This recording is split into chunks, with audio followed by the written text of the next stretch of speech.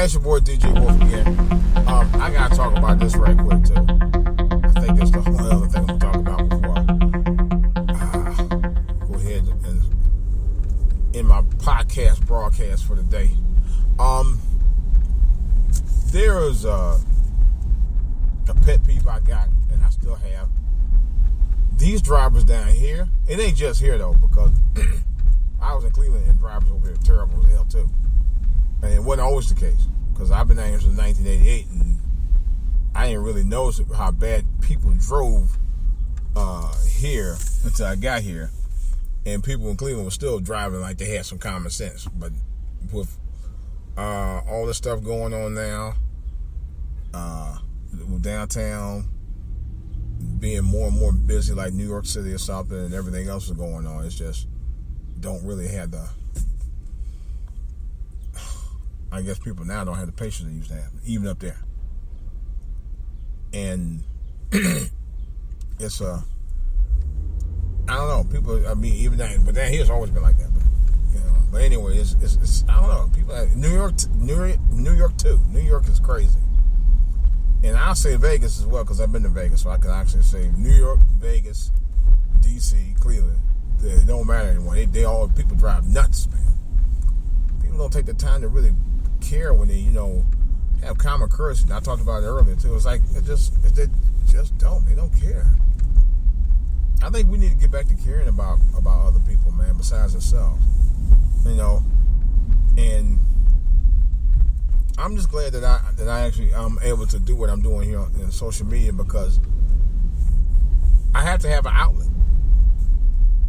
There's days that I be so frustrated at certain things, man, and I don't really have anybody to talk to or whatever, basically. But I'm glad I'm able to talk to you guys. I'm glad you're listening, and I really appreciate the follow. I really do, from the bottom of my heart, because at least I know in this world I ain't the only one that's probably going through some of the mess I'm going through on a daily, weekly, any other time basis. I know I ain't the only one in this world dealing with bullshit. Thank you for that. I really do. But these drivers out here, they just, back to the drivers, this is nuts, man. People have no common courtesy, man. People cut you off and they do all kind of shit. Just nuts. I don't seem to give a damn anymore. There used to be a time where people really cared about, you know, like, for example, back in the day, you see kids acting up, you know, neighbors knew about them kids, like, hey, I'm going to tell your mom and daddy, whatever, and you get your act together and get on that street, go home or whatever. Now, it's 2017, and kids are ready to cuss you out. I had a kid do that one time. About a dozen kids in my yard one night, and they was out there clowning around and ran them out on my front lawn. And I had to tell them straight up. I know I had to open the door.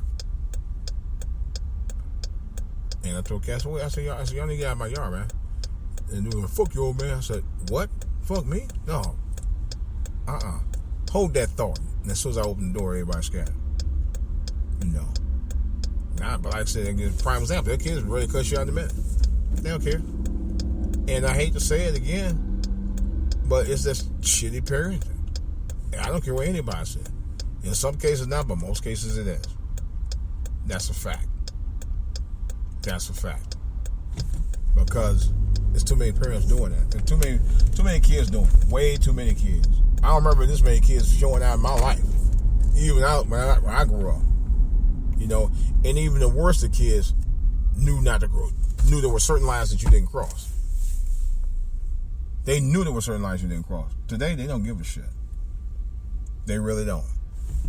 There was this video that somebody posted a couple of nights ago, a YouTuber, and I appreciate it. And I should have asked him if I could have copied it, because I wanted to post it to my channel.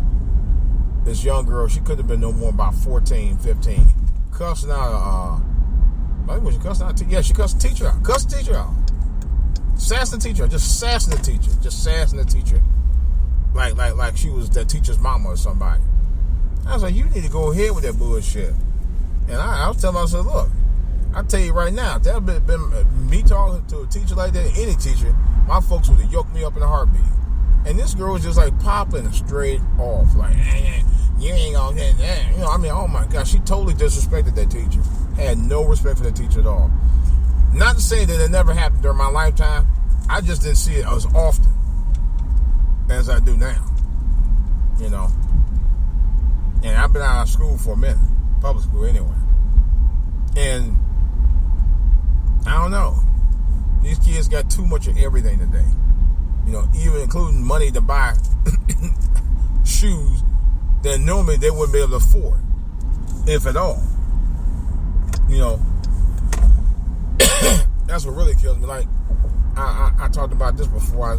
I saw somebody, some famous person, I've already talked about it, is buying 14 pairs of those Lonzo Ball shoes.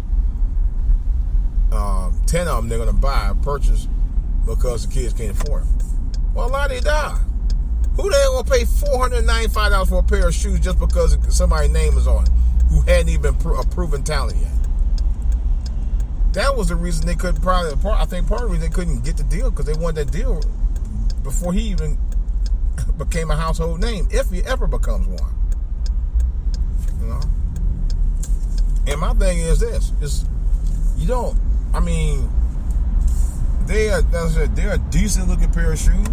Would I pay $495 for them? Hell no. You know, but that's another whole story.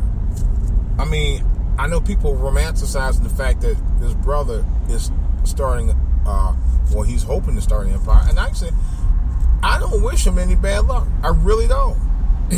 What I wish the guy do, which is another story, I wish he'd just go ahead and stay behind the scenes and build the brand.